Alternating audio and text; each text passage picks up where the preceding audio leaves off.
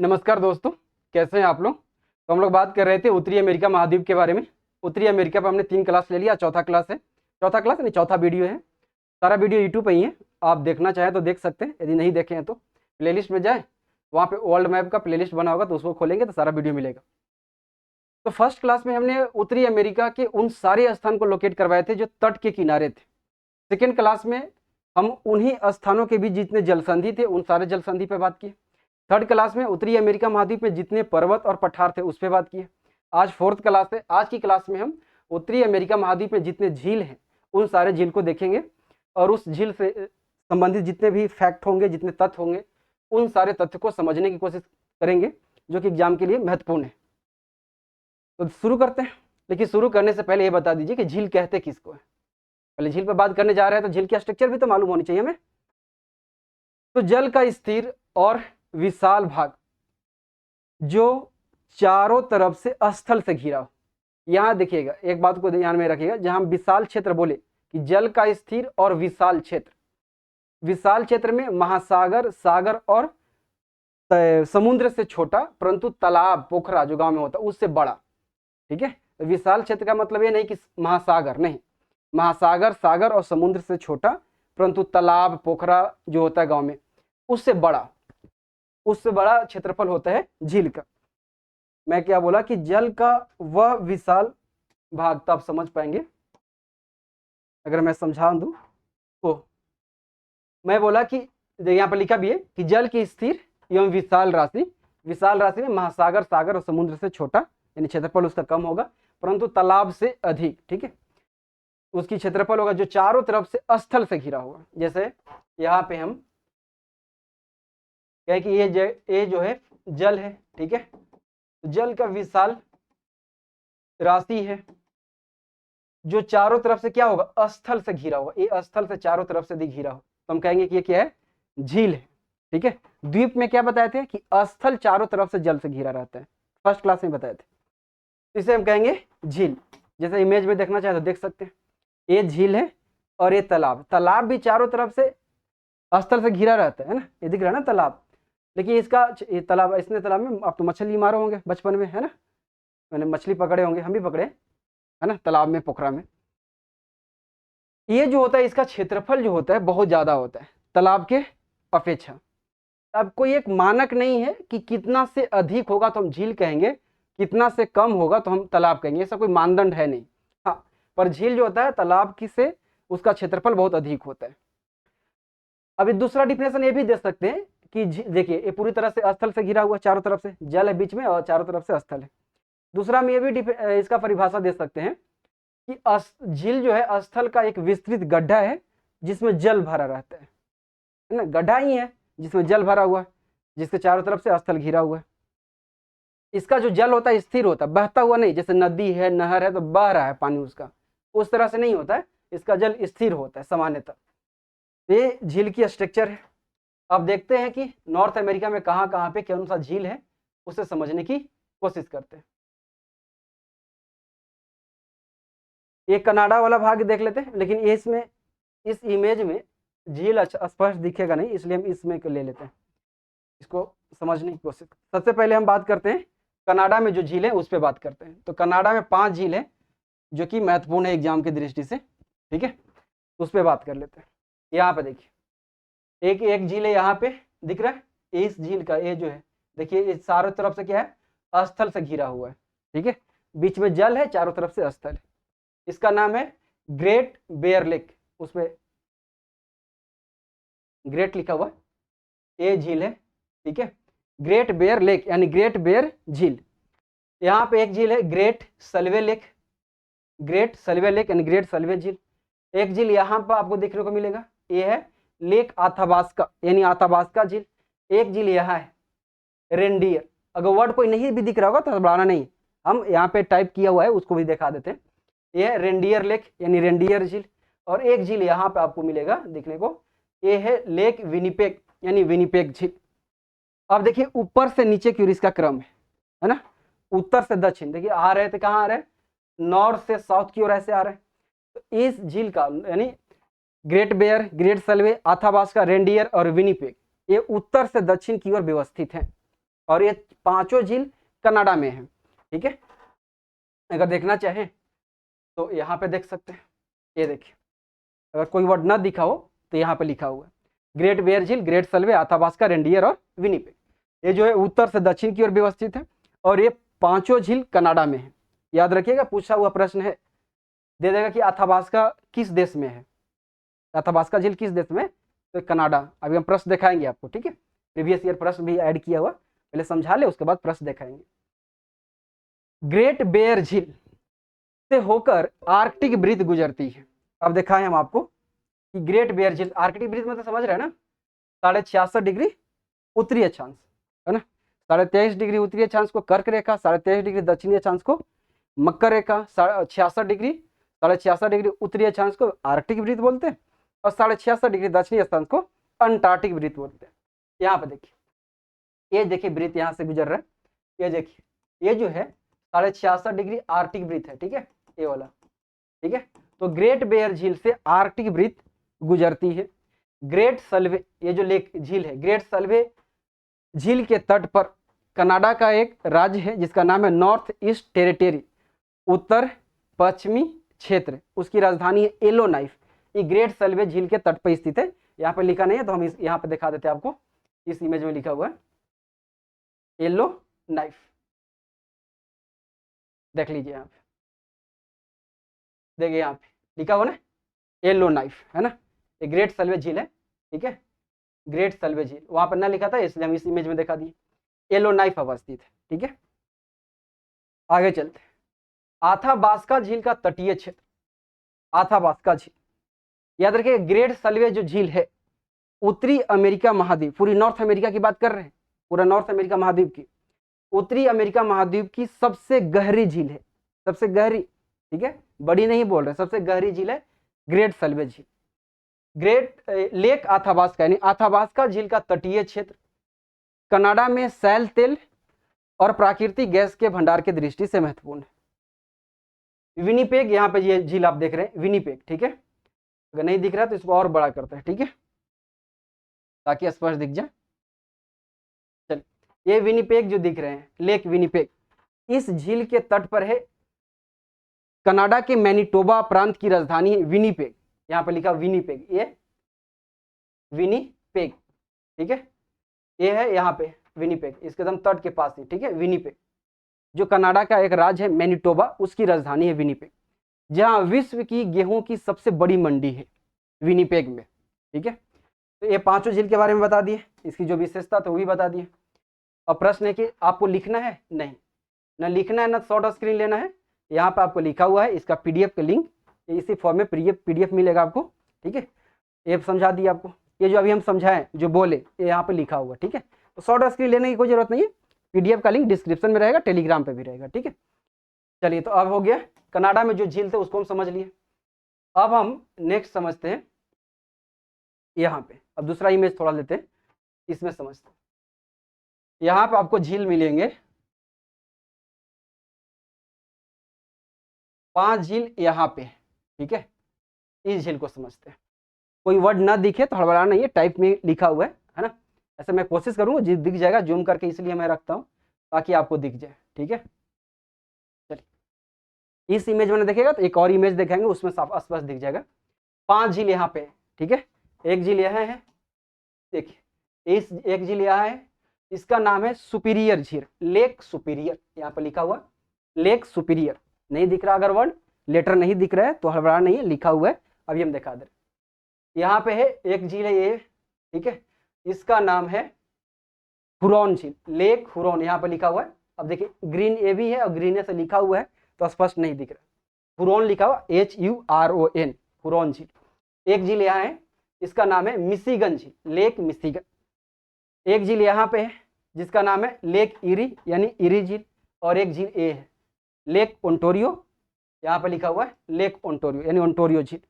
तो superior, Huron, Michigan, eri और Ontario, इन 5 झीलों को समूह को कहा जाता है ग्रेट लेक्स।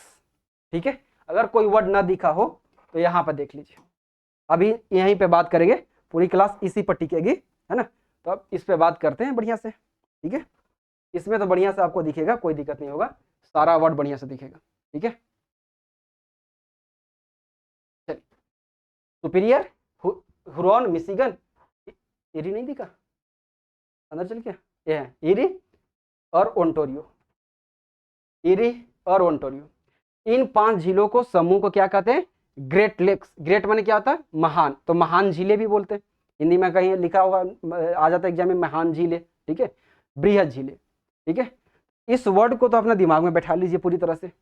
ग्रेट लेक्स अपने दिमाग में बोलिए एक बार कस के, जोर से बोलिए, है ना। जय माता दी, जय माता दी नहीं, ग्रेट लेक्स। क्यों ऐसा, जो मैं इस वर्ड पे क्यों जोर दे रहा हूँ, क्योंकि 2-3 प्रश्न यहाँ से पूछा हुआ है आज तक, मतलब पूछा अभी प्रीवियस से देखाऊंगा उसमें है, और बार बार ये वर्ड पूछा जाता है ना। पूछेगा कैसे प्रश्न, बोलेगा कि निम्नलिखित में से कौन सा झील ग्रेट लेक्स में शामिल नहीं है।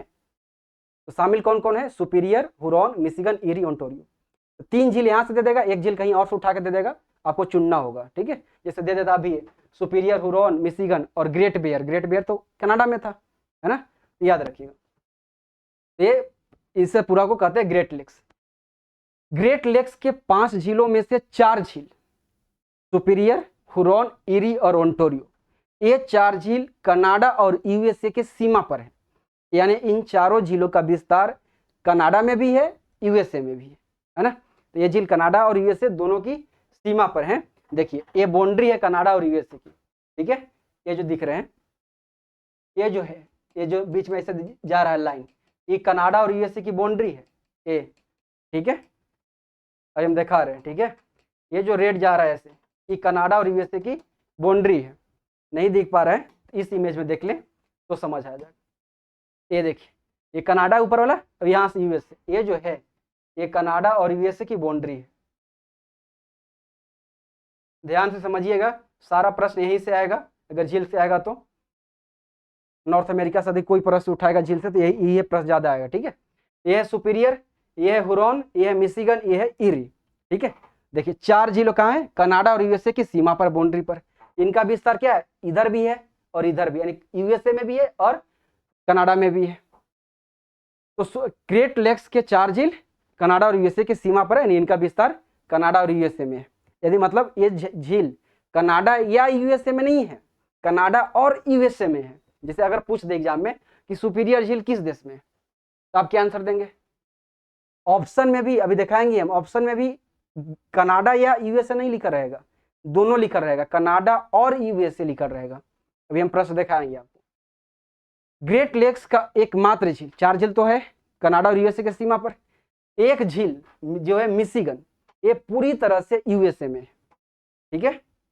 यहाँ पे देख लीजिए, मिशिगन, मिशिगन झील पूरी तरह से है, कहाँ है, मिशिगन झील पूरी तरह से यूएसए में है।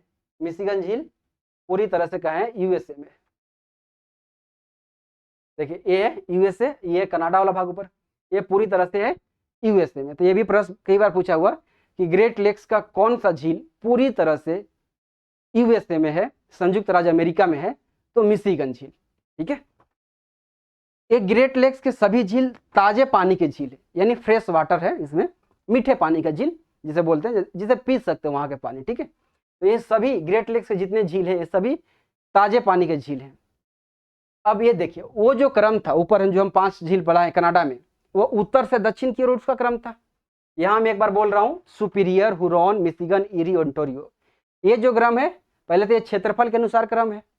अब बात करें कि इधर से इधर हम आ रहे हैं, इधर कौन सा है, पश्चिम दिशा हो गया ना, डायरेक्शन तो पता है ना कि नहीं। ऐसे अगर हो तो क्या बोलते हैं, इसको नॉर्थ बोलते हैं, इसको साउथ, इसको ईस्ट और इसको वेस्ट। इधर से इधर आ रहा है तो पूरब से पश्चिम क्रम हो गया, ठीक है। तो समझते पूरब से पश्चिम में इनका क्या क्रम है।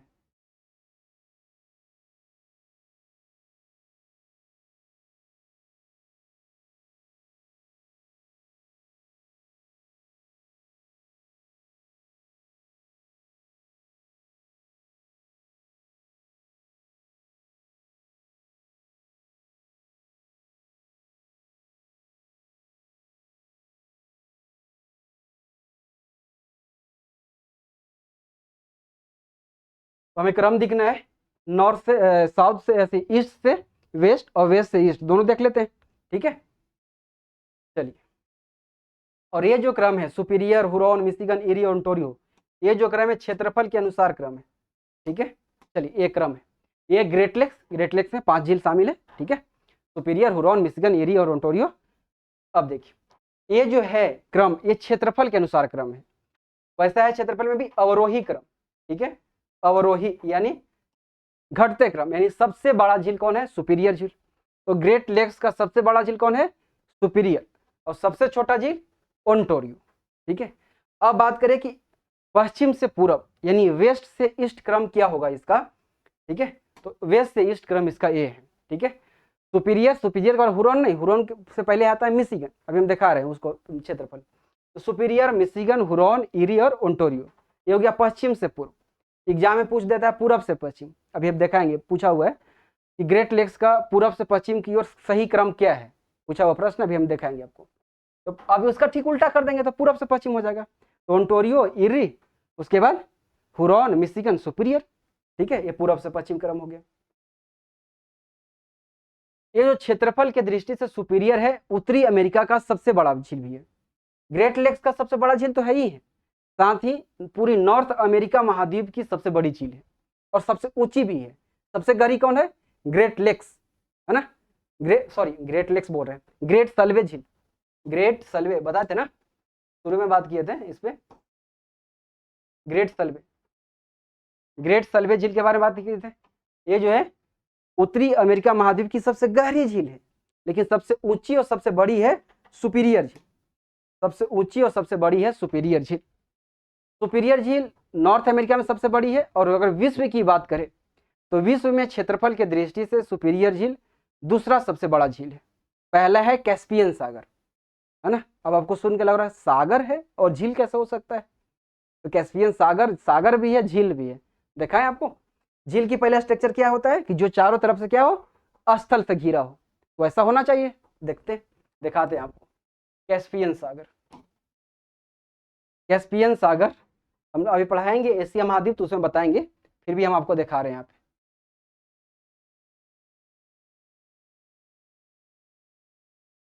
चलिए अब दिख जाएगा आपको कैस्पियन सागर। देखिए ये है कैस्पियन सागर।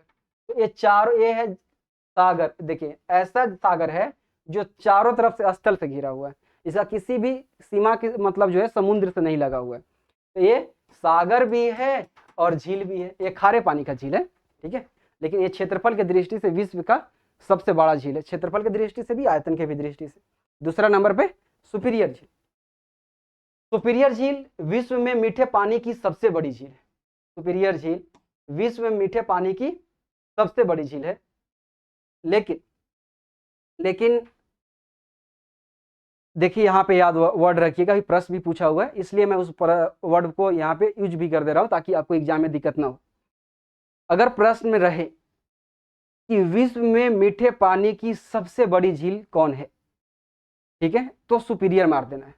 लेकिन प्रश्न में यदि आयतन लगा दे या मात्रा लगा दे तो वहां पर आपको अलर्ट हो जाना होगा, है ना। मात्रा के अनुसार विश्व की सबसे बड़ी मीठे पानी की झील बैकाल झील है, जो कि रूस में है। एशिया माध्यम पढ़ाएंगे तो बताएं करें कि देखिए यहाँ, इसलिए यहाँ पे डायग्राम में लिख दिया हूं मैं कि विश्व प्रश्न पूछा हुआ है ऐसा, इसलिए मैं आपको बता दे रहा हूँ। विश्व में मीठे पानी की सबसे बड़ी झील खटाक से आपको याद रहता है सुपीरियर झील, सही भी है अगर ऐसे पूछे तो। लेकिन आयतन लगा दे या मात्रा लगा दे, इसका मतलब क्या हुआ से समझिए। एक झील ए हो गया, ठीक है, और एक झील ये है। अब बताइए दोनों में बड़ा कौन है? बड़ा ये है, तो ये है सुपीरियर लेक, क्षेत्रफल की दृष्टि से बड़ा है सबसे।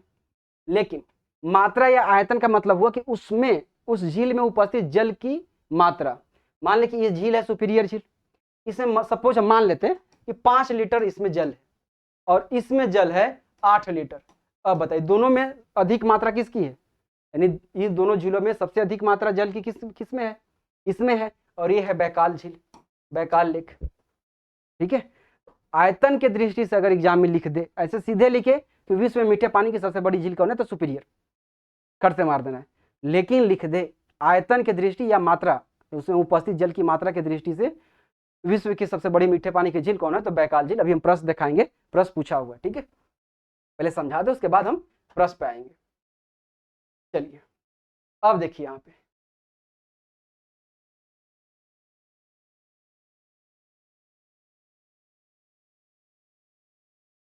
यहाँ पे जो है ये सुपीरियर झील है, ठीक है, अभी बात की है, ये है सुपीरियर हुरॉन लेक। आप देखिए ये जो ग्रेट लेक्स का जो क्षेत्र है, ठीक है, वह इंडस्ट्री के लिए हब है, यानी कनाडा और यूएसए में जितने इंडस्ट्री खड़ी है वो सारा इंडस्ट्री, मतलब उसमें से अधिकांश है ना 80% इंडस्ट्री जो है इसी एरिया में है, ग्रेट लेक्स के क्षेत्र में ही उपस्थित है, स्थित है।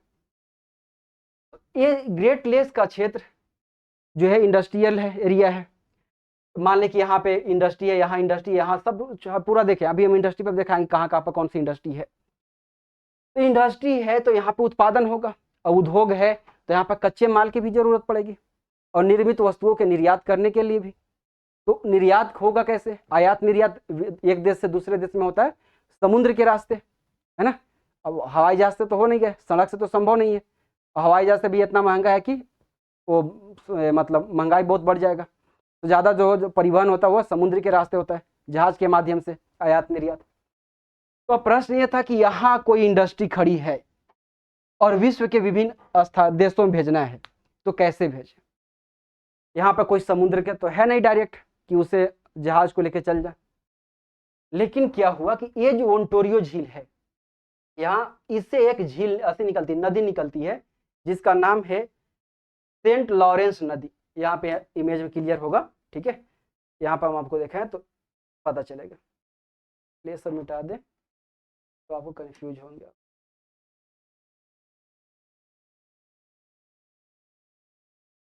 चलिए यहाँ पे जो है ये देखिए एक नदी है निकलती है ओंटारियो झील से, सेंट लॉरेंस नदी। देखिए सेंट लॉरेंस नदी यानी रिवर, ठीक है, ये निकलती कहाँ से? ओंटारियो झील से। देखिए ऐसे निकल रही है और आगे जा रही है, और ये निकल के जाती है सेंट लॉरेंस के खाड़ी में जाकर गिरती है। और सेंट लॉरेंस की खाड़ी किस महासागर की खाड़ी है? अटलांटिक महासागर। इसके पास अटलांटिक महासागर, ये अटलांटिक महासागर है, नहीं पता चल रहा है? तो इसमें देख लीजिए, इधर है कौन सा महासागर है? देखिए यहाँ पे क्या लिखा हुआ है? अटलांटिक ओशियन, है ना, अटलांटिक महासागर। तो सेंट लॉरेंस नदी लेक ओंटारियो यानी ओंटारियो झील से निकलती है और सेंट लॉरेंस की खाड़ी में गिरती है, और सेंट लॉरेंस की खाड़ी यानी अटलांटिक महासागर में वो प्रवेश हो गया।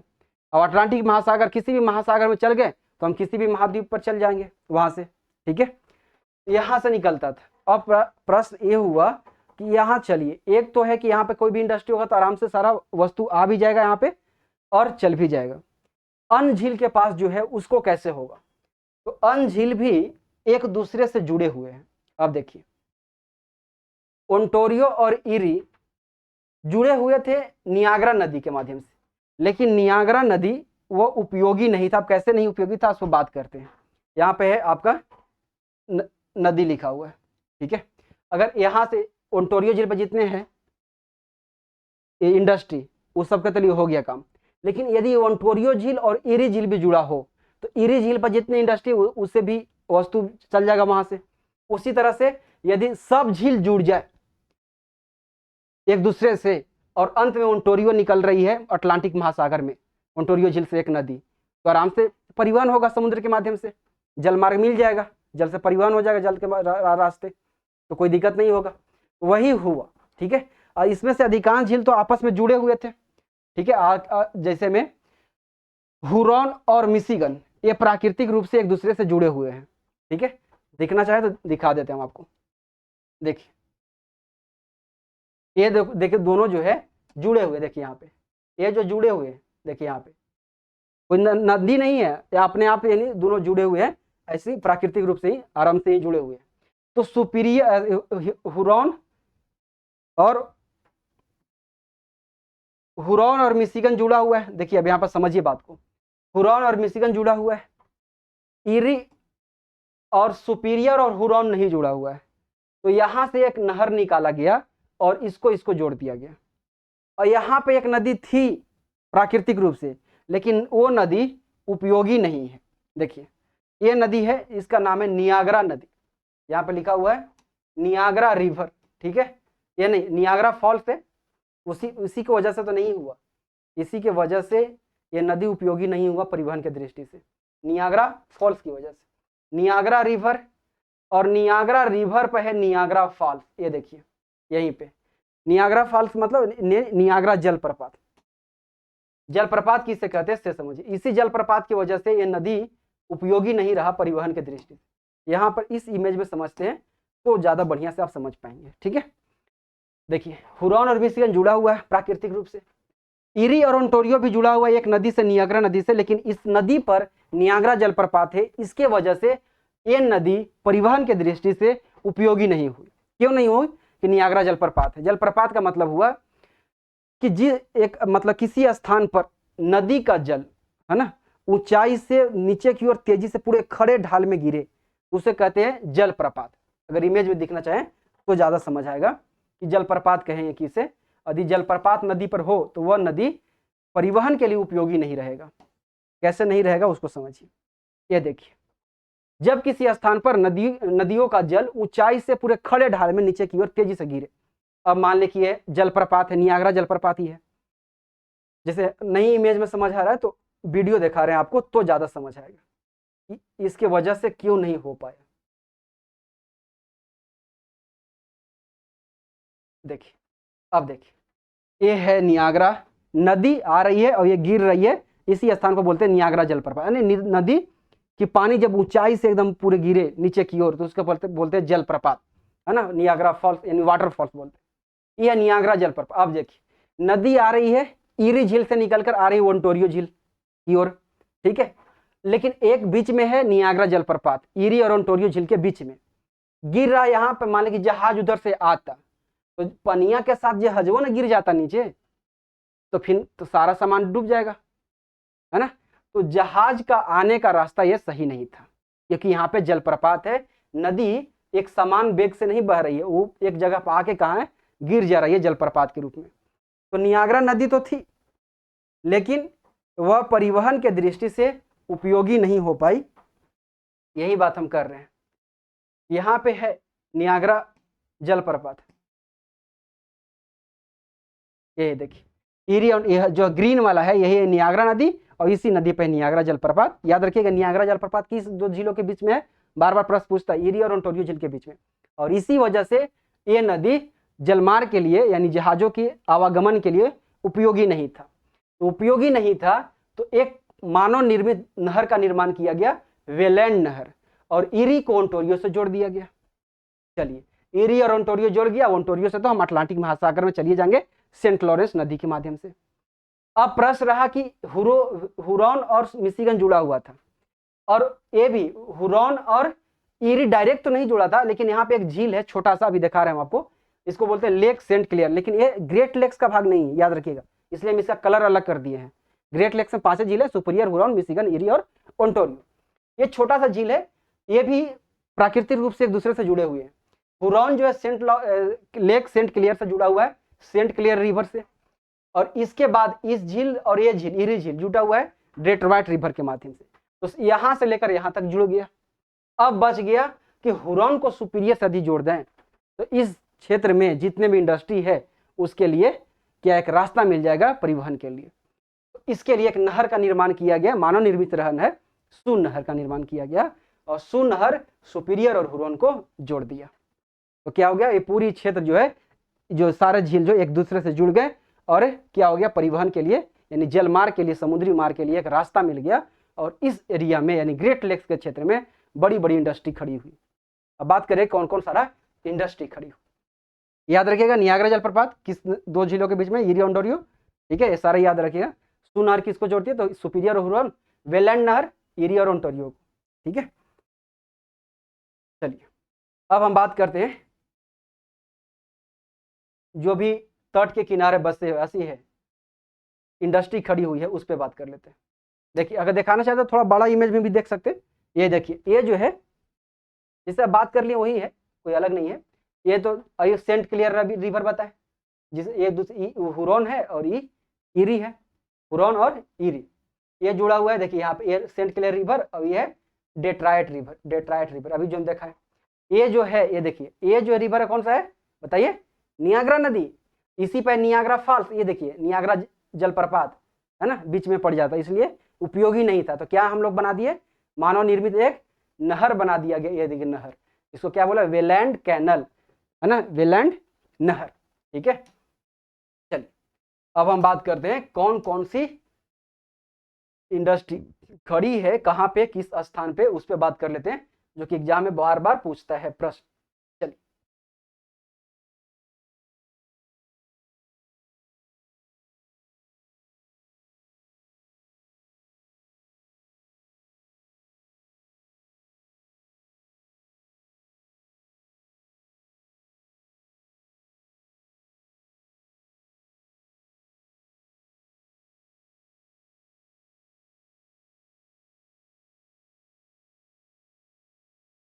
चलिए समझते हैं, एग्जाम के लिए बहुत ही महत्वपूर्ण है, उसको देख लेते हैं।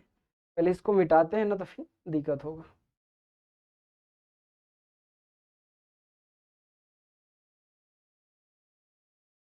ये सब तो समझा दिए, जो वर्ड नहीं दिखेगा, हड़बड़ा नहीं है, उसको हम इतना जूम कर देंगे कि आपको पर्याप्त दिख जाएगा, है ना। फिर भी अगर ना दिखेगा तो टाइप किया हुआ है, वो सब आपको हम दिखाएंगे, है ना। चलिए, हाँ, ये सुपीरियर झील, सुपीरियर झील के चारों तरफ की जो क्षेत्र है उसको बोलते हैं सुपीरियर, और बड़ा कर दे ताकि आपको दिख जाए पूरा। चलिए,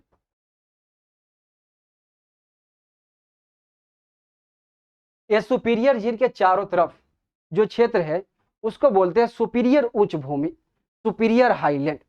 और सुपीरियर उच्च भूमि लौ एस के भंडार की दृष्टि से उत्तरी अमेरिका महाद्वीप का बहुत मतलब महत्वपूर्ण क्षेत्र है। लौ एस के दृष्टि से, लौ एस के भंडार है वहां पे। और वहां पे एक मेसाबी रेंज जो कि यूएसए में है, ठीक है, मेसाबी रेंज है यहाँ पे यूएसए में, वो लौ अयस्क के खनन की दृष्टि से महत्वपूर्ण है। और यहाँ पे लौ अयस्क की उपलब्धता होने के कारण यूएसए में सुपीरियर झील के तट पर अवस्थित डुलूथ में लौ इस्पात उद्योग का सर्वाधिक विकास हुआ। यानी यूएसए में डुलूथ, यहाँ पे डुलूथ नहीं, यहाँ पे लिखा हुआ है, दूसरा इमेज में दिखा देते हैं, यहाँ पे, यहाँ देखिए, इसी इमेज में सारा बात ना तो कर लेते हैं, है ना।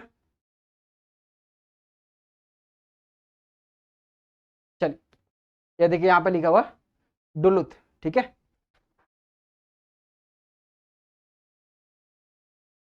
दिख गया हुआ। चलिए, ये है डुलूथ, ठीक है, किसके झील पे, किस झील के तट पे है, प्रश्न पूछा हुआ प्रश्न है कि सुपीरियर झील के तट पर अवस्थित नगर है डुलूथ, कहाँ है, यूएसए में है, जो लौ अयस्क का प्रमुख केंद्र है। आप देखिए, सुपीरियर और हुरॉन को जोड़ता है नहर, उसको नहर का नाम क्या है, सुनहर, यहाँ पे है सुनहर, ठीक है, यहाँ पे सुनहर। सुनहर के पास में एक नगर है जिसका नाम है, यहाँ पे देखिए, साल्ट सेंट मेरी, ये है ना, साल्ट सेंट मेरी, जो कनाडा में लौ अयस्क का महत्वपूर्ण केंद्र है। एक है सुपीरियर झील के नीचे की ओर है जो डुलूथ है, यूएसए में लौ अयस्क का महत्वपूर्ण केंद्र है, और साल्ट सेंट मेरी कनाडा में लौ इस्पात उद्योग का महत्वपूर्ण केंद्र है, ठीक है। अब चलते हैं, इरी झील के उत्तर में अगर देखिएगा यहाँ पे तो सडबरी मिलेगा। इरी झील के उत्तर में, एक ही मैप पर सारा नहीं रह पाता है वर्ड, इसलिए मैप चेंज करने पड़ता है, ठीक है। आपका एटलस है घर में तो एक ही जगह मिल जाएगा, है ना। ये तो हम लोग गूगल से उठाते हैं तो कुछ कुछ लिखा हुआ एक मैप पर नहीं रहता है तो दूसरा लेने पड़ता है। तो सुपीरियर झील देख लिए, ये हुरॉन झील, हुरॉन झील के उत्तर में, ठीक है, सडबरी है, देखिए ये है सडबरी, हुरॉन झील के उत्तर में है सडबरी, ये है सडबरी, यहाँ पर लिखा हुआ सडबरी, ठीक है, जो विश्व स्तर पर निकेल के खनन के दृष्टि से महत्वपूर्ण है। यहाँ कॉपर और प्लेटिनियम का भी भंडार है सडबरी, ठीक है। कुछ लिखिए मत, यहाँ पर लिखा हुआ है, पहले समझा दे, उसके बाद हम दिखाएंगे आपको, ठीक है, पीडीएफ में मिल जाएगा, क्या लड़ बनाना है। तो सडबरी विश्व स्तर पर निकेल के खनन के दृष्टि से महत्वपूर्ण है। मिशिगन झील की बात करें तो मिशिगन झील के तट पर देखिए, अब यहाँ पे आते हैं मिशिगन झील पे,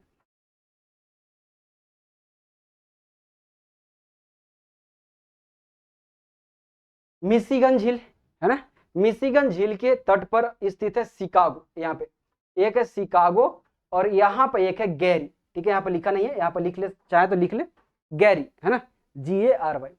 तो गैरी और शिकागो, इन दोनों क्षेत्र में अत्यधिक लौह इस्पात का विकास। इसलिए गैरी और शिकागो को एक ही साथ नाम लिया जाता है, गैरी शिकागो औद्योगिक प्रदेश। तो मिशिगन झील के तट पर अवस्थित गैरी शिकागो औद्योगिक प्रदेश में लौह इस्पात और भारी इंजीनियरिंग उद्योग का अत्यधिक विकास हुआ। अब इतना कि यह ग्रेट लेक्स का सर्वाधिक महत्वपूर्ण केंद्र है लौह इस्पात उद्योग के दृष्टि से और भारी इंजीनियरिंग उद्योग के दृष्टि से। भारी इंजीनियरिंग उद्योग के अंतर्गत उन उद्योगों को शामिल किया जाता है जिसके जहाँ बड़े बड़े मशीन उपकरण बनाए जाते हैं, जैसे क्रेन, बुलडोजर, है ना, रेल का इंजन, ये सब बनाया जाता है, उसको मतलब कहा जाता है कि भारी इंजीनियरिंग उद्योग है। ठीक है, तो गैरी शिकागो औद्योगिक प्रदेश ग्रेट लेक्स में महत्वपूर्ण क्षेत्र है, किस लिए? लौह इस्पात उद्योग और भारी इंजीनियरिंग उद्योग के दृष्टि से। अब प्रश्न ये है कि गैरी शिकागो में इतना लौह इस्पात उद्योग का विकास हुआ कैसे? कोई तो अनुकूल स्थिति रही होगी। उस बात को अगर हम समझे तो समझ जाएंगे कि दरअसल हुआ कैसे। अब देखिए, गैरी शिकागो यहाँ पे है, इधर बताया कि सुपीरियर उच्च भूमि है। ठीक है, सुपीरियर उच्च भूमि जो कि लौह अयस्क के भंडार के दृष्टि से उत्तरी अमेरिका का महत्वपूर्ण क्षेत्र है। हम इससे पिछला क्लास में यानी लेक्चर नंबर 3 में हम पर्वत पठार पर बात किए थे। वहां पे एक पर्वत हम आपको बताए थे, यहाँ पे एप्लेसियन पर्वत, याद आ रहा कि नहीं? एप्लेसियन पर्वत बताए थे, उसका विस्तार था कनाडा के क्यूबेक से लेकर यूएसए के बर्मिंघम तक। ठीक है, वहां पे बताए थे कि एप्लेसियन पर्वत का उत्तरी भाग है कोयला के भंडार के दृष्टि से महत्वपूर्ण और दक्षिणी भाग लौह अयस्क के भंडार के दृष्टि से। यहाँ पे एक हम राज्य बताए थे पेंसिल्वानिया, जो एंथ्रासाइट कोयला के साथ साथ बिटुमिनस कोयला के भंडार की दृष्टि से महत्वपूर्ण था। याद आ रहा है? याद आ रहा है। तो इधर है पेंसिल्वानिया और उधर है सुपीरियर उच्च भूमि और बीच में है गैरी शिकागो। तो इधर लोहा और इधर कोयला और बीच में है गैरी शिकागो। तो लौह इस्पात उद्योग का तो विकास होगा ही।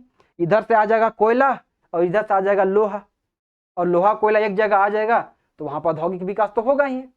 औद्योगिक विकास के लिए लोहा चाहिए, और लोहा सिर्फ से नहीं हो जाएगा, लोहा को गलाना होगा, है ना। गला को हम नया आकार उसको देंगे, तो गलाने के लिए हमें एनर्जी चाहिए, उष्मा चाहिए। तो उष्मा के लिए आवश्यकता की पूर्ति कौन कर दिया? कोयला कर दिया।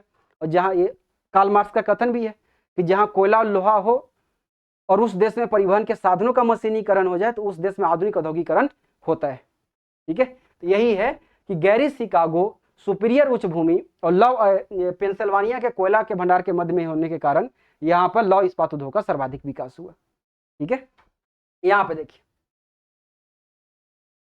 यहाँ पे समझिएगा, ये है शिकागो, यहाँ पे देखिए मिलवाकी है, ये देखिए मिलवाकी, मिलवाकी, मिलवाकी है और ये शिकागो। शिकागो से मिलवाकी तक का तटीय क्षेत्र, ये वाला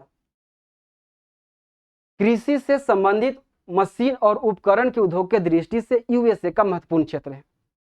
ये यूएसए का महत्वपूर्ण क्षेत्र है किस दृष्टि से? कृषि से संबंधित जो भी उपकरण, जैसे मान लीजिए धान काटना, उसके लिए हसुआ या ट्रैक्टर, खेत जोतने के लिए जो भी है, कृषि से संबंधित जितने भी मशीन उपकरण हैं उसके उद्योग की दृष्टि से यूएसए का यह महत्वपूर्ण क्षेत्र है, शिकागो से लेकर मिलवाकी। ये मिलवाकी है, मिलवाकी तक का तटीय क्षेत्र। इसलिए इस क्षेत्र को यूएसए का एग्रीकल्चर इम्प्लीमेंट बेल्ट कहा जाता है। ठीक है, शिकागो यूएसए में तीसरी सर्वाधिक जनसंख्या वाला शहर है और शिकागो यूएसए का एक परिवहन फोकस केंद्र है। परिवहन फोकस केंद्र का मतलब होता है कि वह स्थान जहां पर परिवहन की सारी सेवाएं का संगम होता है, यानी परिवहन से जुड़ी जितने भी सेवाएं हैं वे सभी सेवाएं एक ही स्थान पर हो। मान लीजिए कहीं पर रेलवे स्टेशन है तो वहीं पे हवाई अड्डा होगा, वहीं पे बस अड्डा होगा, वहां पे मेट्रो भी होगी, वहां पे अगर आप समुद्र के रास्ता से जाना चाहें तो बंदरगाह भी होगा। यानी सारे सेवाएं, परिवहन की जितने भी सुविधाएं हैं, यदि सारे सुविधा एक ही स्थान पर हो तो हम बोलते हैं कि यह परिवहन का फोकस केंद्र है। तो शिकागो जो है यूएसए का एक परिवहन फोकस केंद्र है, इसलिए यहाँ पे परिवहन की सुविधा पर्याप्त थी। इसके कारण से शिकागो में मांस प्रसंस्करण उद्योग का सर्वाधिक विकास हुआ और यह शिकागो यूएसए का सबसे बड़ा मांस प्रसंस्करण केंद्र है, याद रखिएगा। ठीक है, अब चलते तो सुपीरियर झील पर जो भी थे शहर नगर, एक तो डुलूथ जो कि यूएसए में है, एक है साल्ट सेंट मेरी जो कि नहर के बगल में था। मिसिसिपी झील पर 3 देखें, गैरी, शिकागो और मिलवाकी। अब हम चलते हैं इरी झील पे। इरी झील, आप देखिए इरी झील के तट पर स्थित है डेट्रायट, जो कि डेट्रायट नदी पर है, जो सेल क्लियर झील और इरी के बीच में है। यहाँ पे देखते हैं, जूम कर दे कि दिख रहा है, जूम ही कर देता है, पता चला दिखा नहीं तो फिर दिक्कत होगा, है ना। चलिए दिख रहा है, डेट्रायट, अच्छे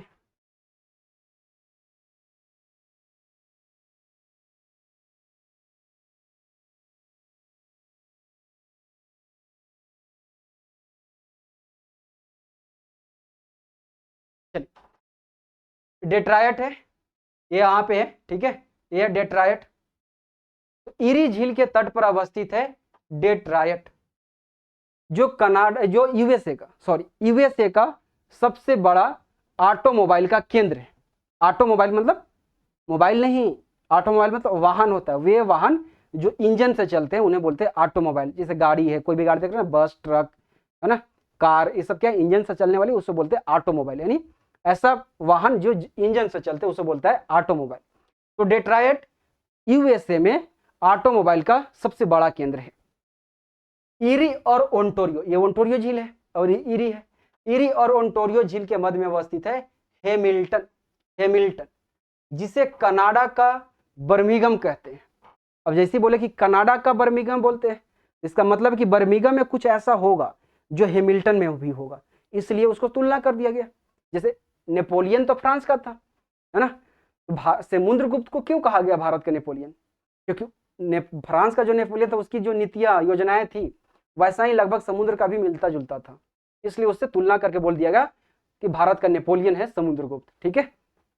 तो इसे कनाडा का बर्मिंघम कहते हैं। तो अब हम बर्मिंघम के बारे में इससे पिछला वाला वीडियो में बात किए थे, याद आ रहा है कि नहीं याद आ रहा है। अब ये बात की है कि अपलेशियन पर्वत के बारे में बात की है, ठीक है। तो अपलेशियन पर्वत का विस्तार कनाडा के क्यूबेक से यूएसए के बर्मिंघम तक था।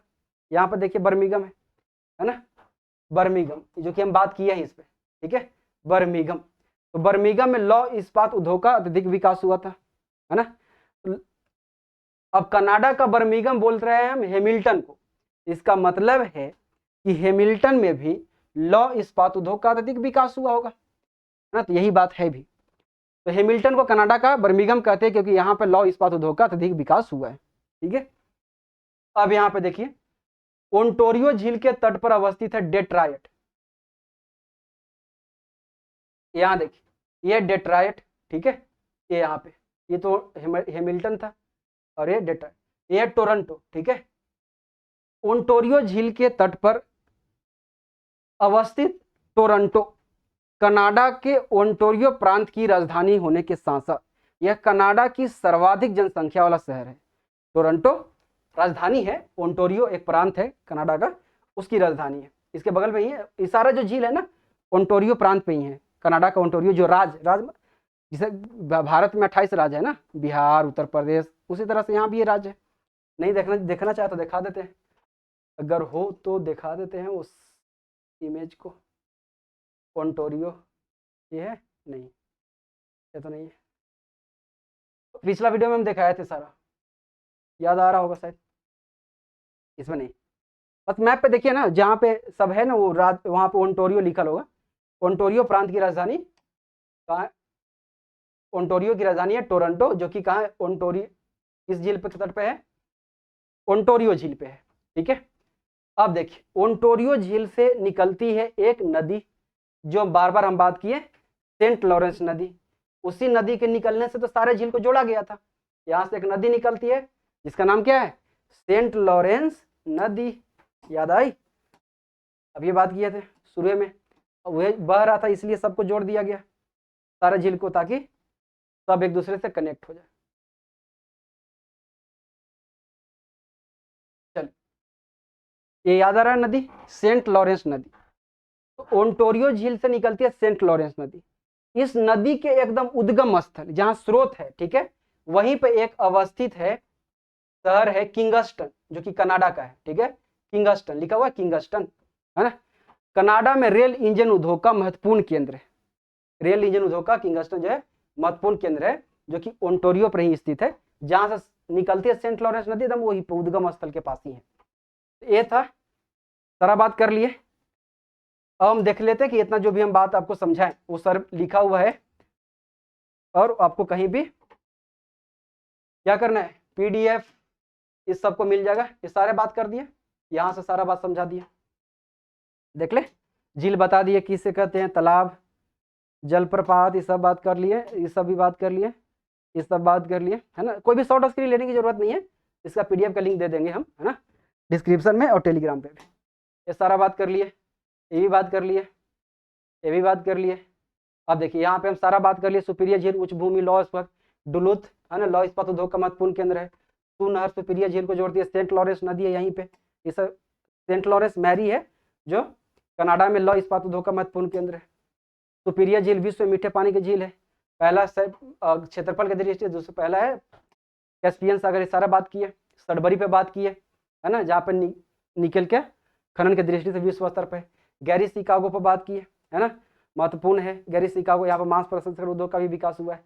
एग्रीकल्चर इम्प्लीमेंट बेल्ट कहते हैं शिकागो से मिलवाकी तक के तटीय क्षेत्र को, सारा बात कर लिए, एक चीज बात कर लिए। डेट्रायट कहते हैं, अच्छा, ईरी और ओंटारियो झील के मध्य में कनाडा बर्मिंघम कहते हैं, ये भी बात। एक यहाँ पे देखिए, यहाँ पे लिखा एशिया का डेट्रायट, है ना। डेट्रायट मतलब हो गया, मतलब ऑटोमोबाइल, ऑटोमोबाइल बताए, वाहन से संबंधित जो उद्योग होते हैं उसे बोलते हैं ऑटोमोबाइल उद्योग, ठीक है। अब समझिए यहाँ पे चेन्नई जो शहर है, भारत में बात कर रहे हैं, चेन्नई जो तमिलनाडु की राजधानी, जिसे मद्रास पहले नाम कहते थे, तो चेन्नई के चारों ओर जो शहर है वो सभी, वहाँ पे जो है ऑटोमोबाइल की विनिर्माण इकाइयां हैं, उससे संबंधित जितने भी उद्योग है वहां पर उद्योग धंधे लगे हुए हैं। इसलिए चेन्नई को एशिया का डेट्रायट कहते हैं, प्रश्न पूछा भी हुआ है, एशिया का डेट्रायट किसे कहते हैं, तो चेन्नई को कहते हैं, ठीक है, याद रखिएगा। ये डेट्रायट है ना, डेट्रायट क्यों है, यहाँ पे ऑटोमोबाइल की सर्वाधिक बड़ा केंद्र है यूएसए में, है ना, वैसा ही है चेन्नई, ठीक है, पूरा एशिया की बात करें तो। चलिए सारा बात कर लिए, नियाग्रा जलप्रपात पर बात कर दिए, है ना, किन झील के बीच में, ईरी और ओंटारियो झील के बीच में। इसी जलप्रपात की वजह से नियाग्रा नदी परिवहन की दृष्टि से उपयोगी नहीं था, इसलिए कौन नहर बनाया गया, वेलैंड नहर बनाया गया, इस सब पे बात कर लिया। नियाग्रा जलप्रपात कनाडा और यूएसए के मध्य में, यानी ईरी और ओंटारियो झील तो कनाडा और यूएसए के बीच की बाउंड्री पर ही है ना, तो झील भी हो गया। सेंट लॉरेंस नदी किंगस्टन अवस्थित है, इस पर सब पर बात करें। यहाँ पे एक दिख रहा है निकारागुआ झील, ये है निकारागुआ देश में, निकारागुआ तो याद है ना देश का नाम, निकारागुआ झील, यही देख देते हैं, नहीं है आपको पता, याद है, फर्स्ट क्लास में सारा बात किए थे, इसलिए तो फर्स्ट क्लास में सारा क्या हम कुछ नहीं पढ़ाए थे, खाली स्थान को लोकेट करवाए थे, है ना, ताकि वर्ड से आप परिचित रहें, है ना। यहाँ देखिए नॉर्थ अमेरिका का निकारागुआ, ये है निकारागुआ, यहाँ पे एक झील है, देखिए निकारागुआ, ये जो झील है ये इसी का नाम है निकारागुआ झील। इसी झील से होकर पास होगा क्या, निकारागुआ नदी, यहाँ पे पनामा नहर है, यहाँ पे पास होने वाला है निकारागुआ नहर, जिस पर बात किए थे फर्स्ट क्लास में, ठीक है। तो ये सारे बात हम कर लिए। अब प्रश्न देख लेते हैं, है ना, प्रश्न देख लेते हैं कैसा प्रश्न पूछा हुआ है, आप आइडिया लग जाएगा कि प्रश्न कैसे पूछता है, प्रश्न देखना तो बहुत जरूरी है ना। चल प्रश्न देखते हैं। उत्तरी अमेरिका में नियाग्रा जलप्रपात किन दो झीलों के बीच स्थित है, किन दो झीलों के बीच में नियाग्रा जलप्रपात है, ईरी और ओंटारियो, ओंटारियो और ईरी। चलिए नियाग्रा जलप्रपात ईरी झील, नियाग्रा पर जलप्रपात कहाँ है, ईरी और ओंटारियो झील, नियाग्रा नदी पर है। नियाग्रा नदी कहाँ से निकलती है, ईरी झील से निकलकर ओंटारियो झील तक जाती है। तो कह रहा है कि नियाग्रा जलप्रपात ईरी झील के जल को खाली जगह में बहाता है, तो ईरी से निकलकर ओंटारियो में जाता है, ओंटारियो। नेक्स्ट, इनमें कौन सा प्रसिद्ध लैंडमार्क, यानी वो चीज ओंटारियो झील और ईरी झील के बीच में है, नियाग्रा जलप्रपात है ना। नियाग्रा फॉल्स, प्रपात को ही फॉल्स भी बोलते हैं, यानी नियाग्रा फॉल्स किस सीमा पर अवस्थित है, किस, कनाडा और यूएसए, है ना, उसी के बीच में तो बात चल रही थी ना। सुपीरियर, हुरॉन, ईरी और ओंटारियो, चार झील कहाँ है, कनाडा और यूएसए की सीमा पर, उसी के बीच में ईरी और ओंटारियो के बीच में नियाग्रा नदी है, कनाडा यूएसए के बीच में ही है ना। इनमें कौन सा ग्रेट लेक्स का हिस्सा नहीं है, आ गया ना, ग्रेट लेक्स में कितने झील शामिल है, 5, superior, Huron, Michigan, eerie, Ontario. अब देखिए कारक कौन नहीं है उसमें शामिल, देख लेते हैं, सुपीरियर है, हुरॉन और मिशिगन, बियर नहीं है, बियर लिखा हुआ, बेयर होना चाहिए, ग्रेट बेयर झील जो कनाडा में था, है ना, जिसे आर्कटिक ब्रिथ होकर गुजरती थी, ये बियर लिख दिया है ना, पीने के लिए, है ना, पीना नहीं है, ठीक है। निम्नलिखित झीलों में से कौन सी पूर्णतः यूएसए में है, तो ग्रेट लेक्स का कौन ऐसा झील है जो पूरी तरह से यूएसए में है, मिशिगन, बात किया था ना, 4 है कनाडा और यूएसए की सीमा पर, 1 है पूरी तरह से यूएसए में, पूर्णतः संयुक्त राज्य अमेरिका में है मिशिगन। संयुक्त राज्य अमेरिका की बृहद, बृहद मतलब यानी ग्रेट लेक्स, वही है ना, बृहद झीलों का पूर्व से पश्चिम की ओर क्रम है। याद आ रहा है, पश्चिम से पूर्व सुपीरियर, मिशिगन, पश्चिम से पूर्व बोल रहे हैं, ये पूर्व से पश्चिम पूछा है, पहले ये याद होगा तो वो भी हो जाएगा, इधर से इधर कर देंगे। तो ओंटारियो, इरी, उसके बाद हुरॉन, मिशिगन, सुपीरियर। तो ओंटारियो, इरी, मिशिगन और सुपीरियर, ऑप्शन नंबर सी, पूर्व से पश्चिम क्रम। निम्नलिखित में से कौन सा नगर सुपीरियर झील पर स्थित है? अब ये बताया था शुरू में, डुलुथ कहाँ है? यूएसए में है ना, जो लौ इस्पात उद्योग का प्रमुख केंद्र है। निम्न में से कौन सा सुमेलित नहीं है? झील और देश। इन 4 झील में से किस झील पे अभी तक हम आपको समझा दिए, देख लेते हैं। इस बलखास तो नहीं अभी समझाए, टिटिकाबा का भी नहीं समझाए, इरी समझा दिए। इरी बताइए कहाँ है? इरी कहाँ है? कनाडा में या यूएसए में? न तो कनाडा में न यूएसए में, कनाडा और यूएसए में, या नहीं और यहाँ पर देखिए बोल रहे थे ना कि जब भी अगर लिखेगा तो साथ में नाम लिखेगा, यूएसए कनाडा, है ना, क्योंकि सीमा पर है। ठीक है, ये सही है। कौन सुमेलित नहीं है? ये तो सही तो नहीं होगा, बाकी आंसर तो बैकाल होगा। बैकाल है रूस में, एशिया में, लेकिन हम बात करेंगे तब बात करेंगे, अभी नहीं किए तो छोड़ दीजिए। सिर्फ जिन पर बात की इसलिए हम ये प्रश्न को ऐड करवा दिए। निम्नलिखित युगों में से कौन सुमेलित नहीं है?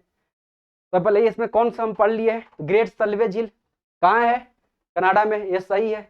कौन सुमेलित नहीं है? तो बाकी देखेंगे हम, तो अभी खाली ग्रेट सल्वे ही पढ़े, जब पढ़ेंगे तो देख लेंगे। निम्नलिखित में से कौन सुमेलित नहीं है? इनमें कौन कौन झील हम पढ़ लिए? ग्रेट रेंडियर देखें और आथाबास्का भी देख लिए। तो ग्रेट बेयर, ग्रेट सल्वे, आथाबास्का, रेंडियर और विनिपेग, ये पांचों कहाँ है? कनाडा में। यहाँ देखिए ग्रेट रेंडियर लिख दिया रूस में, तो गलत है ना, ये गलत है, यही आंसर हो गया। चुनना भी कि कौन सुमेलित नहीं है, तो यही है, आथाबास्का कनाडा में है। सुनहर जोड़ती है, तो सुनहर किसको जोड़ती है? सुपीरियर को हुरॉन से, सुपीरियर को हुरॉन से। काहे जोड़ा गया था?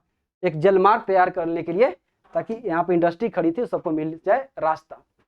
अब ये बोल रहा है कि नहर दिया हुआ है और जोड़ती है, इनमें से कौन कौन नहर पर बात कर लिए अभी तक हम? पनामा नहर पर बात कर लिए, और स्वेज नहीं, स्वेज पर तभी बात नहीं की है। सुनहर तो आज बात की है, पनामा नहर सेकेंड क्लास में बात किए थे, जल संधि वाला में, है ना। तो पनामा नहर किसको किसको जोड़ती थी, याद आ रहा है? अटलांटिक महासागर और प्रशांत महासागर, सॉरी, अटलांटिक महासागर और प्रशांत महासागर। सुनहर जोड़ती है सुपीरियर को हुरॉन, सुपीरियर और हुरॉन को। तो बी का 3, बी का 4 और सी का 3, बी का 4 सी का 3, ऑप्शन नंबर ए, है ना। अन्न नहीं भी जान रहे तो बना लिए। विश्व की सबसे बड़ी ताजे पानी यानी मीठे पानी की झील कौन है? देखिए यहाँ पे क्षेत्रफल और आयतन कुछ नहीं लगाया है, तो खट से हम आंसर देंगे सुपीरियर। अभी देखिए अगर दूसरा प्रश्न आएगा, अभी देखिएगा, समझिएगा उसको। दुनिया की सबसे बड़ी ताजे पानी की झील, तो वही प्रश्न, खाली वर्ष बदला है इसलिए हम ऐड कर दिए हैं सुपीरियर। अभी एक प्रश्न आएगा, यहीं पे हम समझाने के लिए आपको बोले थे, लिख दिया कि मात्रा के संदर्भ में, 2021 का प्रश्न एनटीपीसी का, मात्रा के संदर्भ में, है ना, विश्व की सबसे बड़ी मीठे पानी की झील। देखिए ऑप्शन में सुपीरियर भी है, बैकाल भी है, तब अधिकांश मारेगा सुपीरियर, नहीं, गलत, बैकाल। इसलिए तो हम शुरू में बात किया था ना, इमेज क्यों बताए थे, इसीलिए तो बताए थे कि आप कंफ्यूज ना हो गए। जब मात्रा लगा दे, यानी उसमें उपस्थित जल की मात्रा पे, यही तो बोल रहे थे ना, आयतन यानी जल, उसमें उपस्थित जल की मात्रा। ठीक है, अभी समझाए भी थे कि इसमें 5 लीटर है, इसमें 8 लीटर है। ये था प्रश्न। ये सारा पीडीएफ मिल जाएगा आपको, कोई शॉर्ट स्क्रीन लेने की जरूरत नहीं है, पीडीएफ का लिंक डिस्क्रिप्शन में लगेगा। नेक्स्ट क्लास में हम बात करेंगे उत्तरी अमेरिका में जितने नदी है और नदी के किनारे जो शहर है उस पर बात करेंगे, और उसी के साथ नॉर्थ अमेरिका पूरा कंप्लीट हो जाएगा। तो आज के लिए इतना ही, बहुत बहुत धन्यवाद।